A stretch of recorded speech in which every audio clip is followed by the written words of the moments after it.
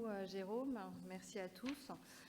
Donc effectivement, je vais parler de la télésurveillance, de l'état des lieux et des perspectives d'avenir. C'est quand même un sujet qui est important et qui bouge beaucoup, et vous allez voir qui pose quand même un certain nombre de sujets, de problèmes qui ne sont pas encore complètement réglés.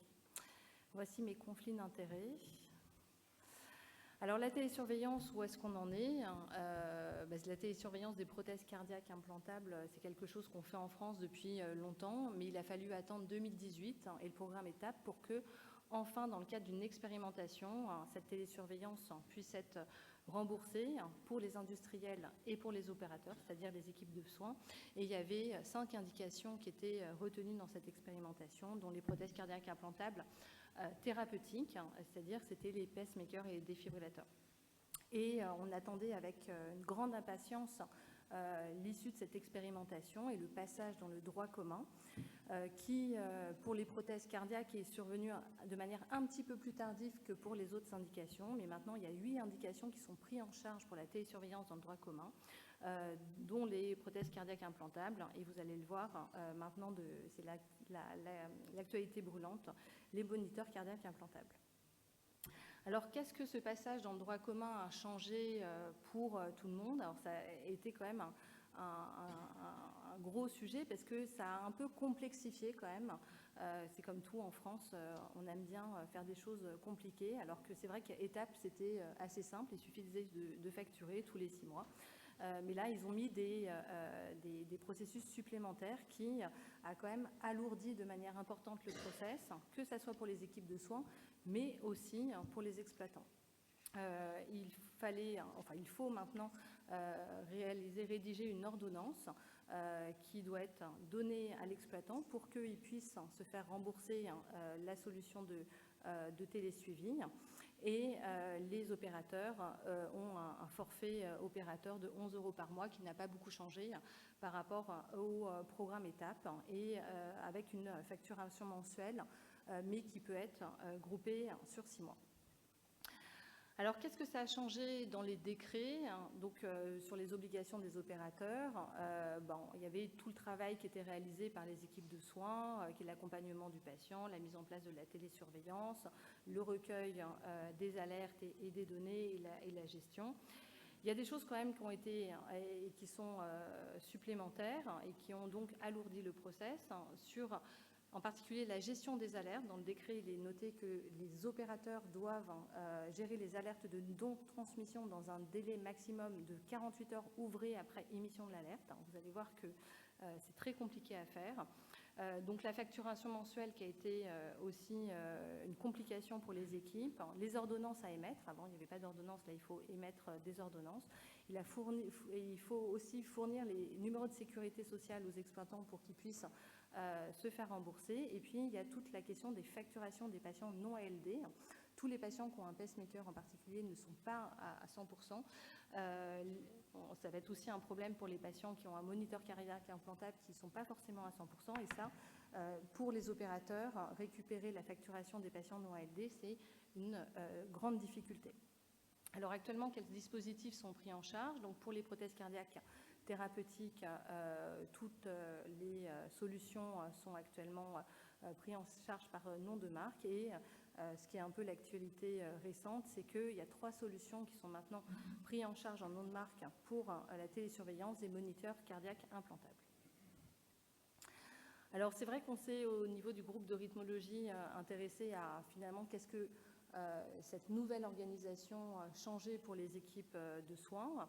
Donc on a réalisé une enquête qu'on a soumise aux différents établissements, qu'on a réalisé donc en collaboration avec le CNCH. Et il y a eu quand même une belle adhésion. Il y a eu 163 établissements qui nous ont répondu, principalement des établissements publics, mais aussi des établissements privés ou des rythmologues et des cardiologues libéraux. Et la majorité des patients, des établissements suivaient soit moins de 1000 patients, soit entre 1000 et 2000 patients. Ce qu'on voit dans cette enquête, c'est que le passage au droit commun a été quand même une surcharge de travail pour les équipes. il y a 75% des répondants qui rencontraient des difficultés qui étaient considérées comme importantes, comme pour 50% des répondants, que ce soit pour la facturation ou pour l'émission des ordonnances.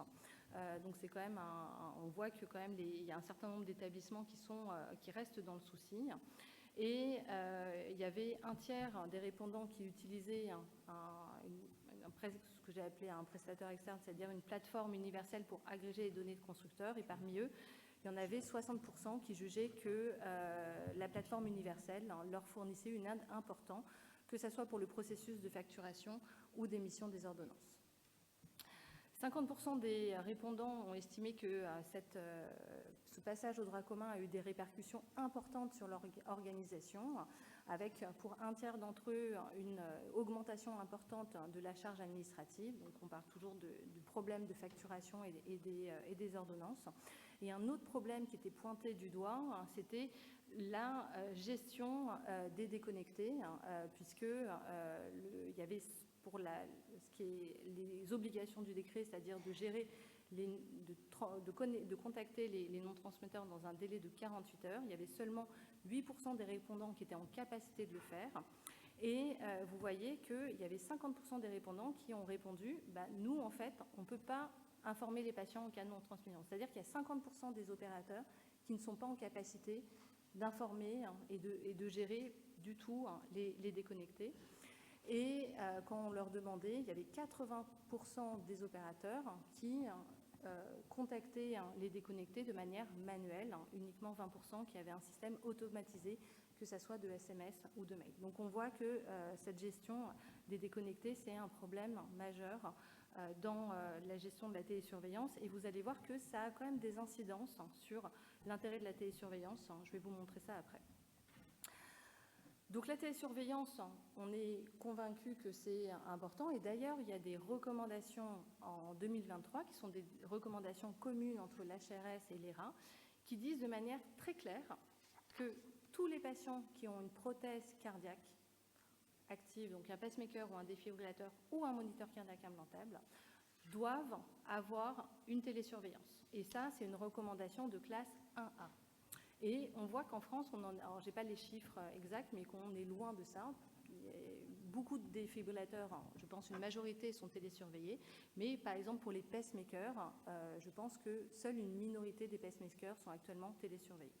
Donc, il y a quand même du travail à réaliser en France pour adhérer à ces recommandations. Et ce qui est important, c'est que dans ces recommandations, ils disent que si on veut bien faire la télésurveillance, il faut qu'il y ait des infrastructures qui soient mises en place dans les centres avec du temps dédié pour la télésurveillance. On ne peut pas faire ça en plus, c'est quelque chose à part entière. Pour que, en fait, si on veut bien faire la télésurveillance, il faut la faire bien et donc dédier du temps médical et paramédical pour le faire. Alors l'intérêt de la télésurveillance a été montré de manière assez claire sur un certain nombre d'endpoints, comme la diminution des visites en présentiel, l'amélioration de l'adhérence du suivi, la réduction des chocs inappropriés chez les porteurs de défibrillateurs, la détection plus rapide des arythmies atriales et l'adaptation thérapeutique plus active. Et puis, en termes de coût, il y a un bénéfice en termes de coût pour la prise en charge globale de ces prothèses. Et puis, il y a des données un petit peu moins claires, je dirais, ou plus contradictoires, je veux dire, sur la réduction de la mortalité ou des hospitalisations, la réduction du risque d'AVC et diminution du risque d'évolution de la maladie. Et après, c'est ce que j'ai mis sur la petite flèche, c'est qu'en fait, ce bénéfice de la télésurveillance, il dépend aussi de la connectivité. C'est-à-dire, je ne dis pas que c'est comme un traitement, mais un traitement, pour qu'il marche, il faut que le patient le prenne. La télésurveillance, c'est la même chose. Pour que le bénéfice de la télésurveillance puisse être, en tout cas visible et réel chez les patients, il faut que les patients soient bien connectés. Et donc, cette gestion des déconnectés qui embêtent tout le monde, en fait, c'est quelque chose de crucial aussi pour en fait avoir vraiment ce bénéfice de la télésurveillance. Alors, il y a différents modèles de télésuivi. Là, je vous ai remis le schéma du consensus HRS-ERA. Et ce que dit ce consensus, c'est qu'on peut aller vers une télésurveillance qui est basée sur des alertes, c'est-à-dire que vous allez implanter l'appareil, vous allez mettre en place une télésurveillance continue, et en fait, vous n'allez gérer que les alertes. Si jamais il y a un souci, vous allez avoir une alerte si la batterie est déplétée, s'il y a une arythmie, etc. Et qu'en fait, quand la connexion des patients est je dirais presque parfaite, à ce moment-là, on peut se contenter de voir les patients, que ce soit les pacemakers ou les défibrillateurs, que tous les 24 mois. Donc ça, c'est quand même une modification dans la pratique, puisqu'on sait que le nombre de patients porteurs de prothèses cardiaques implantables augmente au fur et à mesure du temps. On a, je pense tous dans nos centres, du mal à gérer ce nombre de patients, et c'est vrai que ça va permettre, en tout cas ce modèle basé sur les alertes, de diminuer la charge, que ce soit sur les équipes de télésurveillance, puisqu'il y a moins besoin de faire ces transmissions programmées, et en même temps sur les équipes médicales pour voir les patients en physique, mais ça nécessite d'avoir un système de télésurveillance qui marche, des patients qui sont connectés, et puis aussi une équipe derrière de télésurveillance, des opérateurs qui sont réactifs, c'est-à-dire que c'est pas tant de télésuivre le patient, mais qu'une fois qu'on a une alerte, il faut la voir, la gérer, et si on veut avoir ce bénéfice, il faut que les opérateurs aussi s'organisent pour arriver à gérer rapidement ces alertes.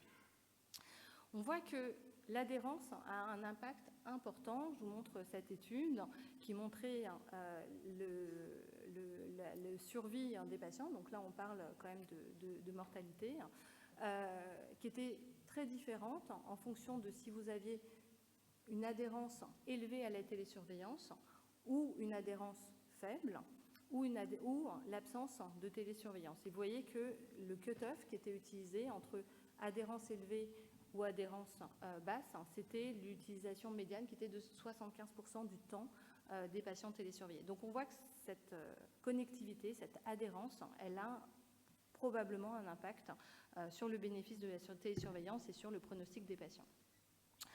Donc on a maintenant la possibilité d'avoir des plateformes qui sont des plateformes universelles. Donc il y en a différentes qui existent. En France, on a accès à la plateforme Implicity qui permet en fait d'agréger les données de l'ensemble des constructeurs, d'avoir donc une source unique de données et pour les opérateurs de personnaliser les données et les alertes. Et ça a quand même un certain nombre d'avantages pour les opérateurs pour la collection des données, les notifications, les interprétations. Et puis, c'est aussi une plateforme qui aide pour la rédaction des rapports et l'émission des ordonnances et de la facturation qui, comme je vous l'ai montré dans cette enquête qu'on a réalisée, un point quand même noir pour les équipes. Et donc, cette plateforme a un bénéfice en termes de temps et d'organisation. Le fait d'utiliser une plateforme universelle pour les télésuivis a été souligné dans les dernières recommandations de l'ERA et de l'HRS comme une recommandation de classe 2A, donc ils en parlent, et ils considèrent qu'il est raisonnable, c'est une recommandation de classe 2A, d'utiliser cette plateforme universelle pour le télésuivi des patients. Ce qui est souligné dans ce consensus, c'est que ces plateformes sont un soutien pour les équipes qui sont souvent malheureusement sous-dimensionnées en ressources humaines, et donc ça permet pour ces équipes sous-dimensionnées de maintenir un niveau de suivi qui est conforme aux standards pour garder le bénéfice de la télésurveillance.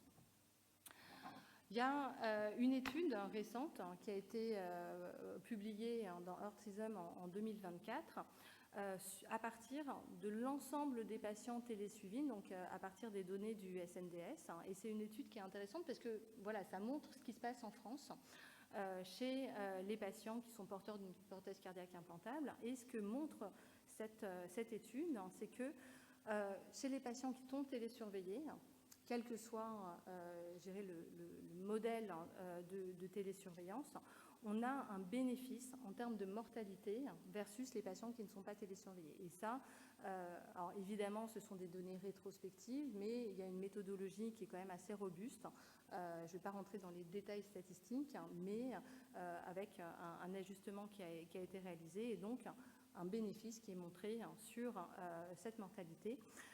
Par contre, on voit que chez les patients télésurveillés, il y a une augmentation, par contre, du nombre d'hospitalisations, peut-être du fait que les patients sont détectés, il y a des anomalies qui sont détectées plus tôt, et ce qui fait que ça pousse, ça entraîne des hospitalisations chez ces patients. Et ce qui est intéressant dans cette étude, c'est qu'il y a une comparaison qui a été faite entre le suivi conventionnel et le suivi par la plateforme, et on voit que universel, donc là en l'occurrence c'est la plateforme Implicity, et on voit que l'utilisation de la plateforme est associée à une diminution de la mortalité de 22%, donc c'est par rapport au télésuivi, je dirais standard, et une diminution aussi du nombre d'hospitalisations,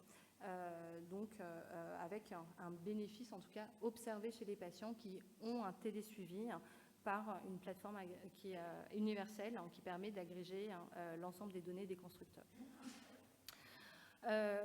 Un des points intéressants aussi qui a été montré avec cette plateforme, c'est la gestion des déconnexions. Je pense que je vous ai montré que la gestion des déconnexions, c'est un gros problème pour les opérateurs, mais que si les patients sont déconnectés, ils n'ont pas le bénéfice de la télésurveillance.